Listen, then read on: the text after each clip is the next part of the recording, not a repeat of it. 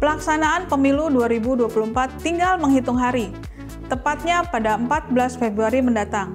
Nah, Sobat Media Indonesia, tahu nggak bagaimana aturan dan tata caranya? Yuk, simak alurnya berikut ini.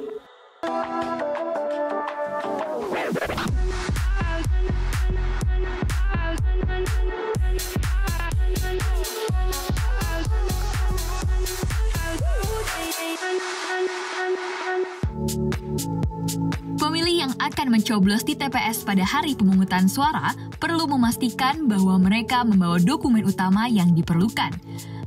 Apa saja ya dokumen yang harus dibawa? Pertama, Sobat Media Indonesia wajib membawa formulir C6. Ini merupakan undangan resmi bagi pemilih untuk mencoblos di TPS. Kedua, wajib membawa KTP elektronik. Tujuannya membantu mengurangi potensi kecurangan pemilu. Nah, bagi pemilih yang belum memiliki KTP elektronik dan formulir C6, mereka wajib membawa surat keterangan perekaman IKTP yang dikeluarkan oleh Dukcapil setempat ya. Sebelum Sobat Media Indonesia memilih, kenali dulu nih 5 desain dari surat suara pemilu 2024. Jadi jangan sampai kebingungan ya.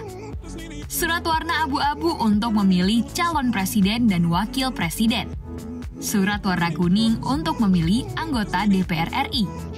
Surat warna merah untuk memilih anggota DPD RI. Surat warna biru untuk memilih anggota DPRD provinsi. Dan terakhir, surat warna hijau untuk memilih anggota DPRD kabupaten atau kota. Nah, bagi Sobat Media Indonesia yang bingung bagaimana nanti alur pemberian suara di TPS, berikut ini alurnya, simak baik-baik ya. Pertama, Sobat Media Indonesia mendatangi TPS yang sesuai dengan tempat di mana pemilih terdaftar. Pemilih dapat melakukan antrian di pintu yang telah disediakan oleh panitia.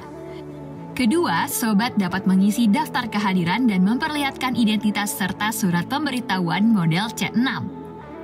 Lalu, apabila nama sudah dipanggil, pemilih dapat mengambil surat suara dan pergi ke bilik suara. Di bilik suara, pemilih melakukan pencoblosan dengan menggunakan alat yang sudah disediakan. Setelah selesai mencoblos, masukkan surat suara yang sudah dicoblos dan dilipat sebelumnya ke dalam kotak suara yang tersedia. Nah, setelah memasukkan surat suara, pemilih dapat bergeser ke pos berikutnya untuk mencelupkan jari ke dalam tinta sebagai tanda bahwa pemilih sudah melakukan pencoblosan. Seperti itu alur pemberian suara di TPS ya, Sobat Media Indonesia. Oh iya, bagaimana jika Sobat tidak terdaftar di TPS? Tenang saja, Sobat Media Indonesia bisa mendatangi TPS yang sesuai dengan alamat pada IKTP atau pada surat yang dikeluarkan di Dukcapil setempat. Lalu Sobat bisa menggunakan hak pilih pada 1 jam sebelum waktu pemungutan suara berakhir. Untuk Sobat Media Indonesia, jangan lupa datang ke TPS pada 14 Februari ya. Ayo kita sama-sama sukseskan pemilu ini. Satu suara untuk membangun Indonesia lebih baik. Saya Desi Yasmini dan tim Litbang Media Indonesia pamit undur diri. Tetap saksikan Jendela Data atau Jeda hanya di YouTube Media Indonesia.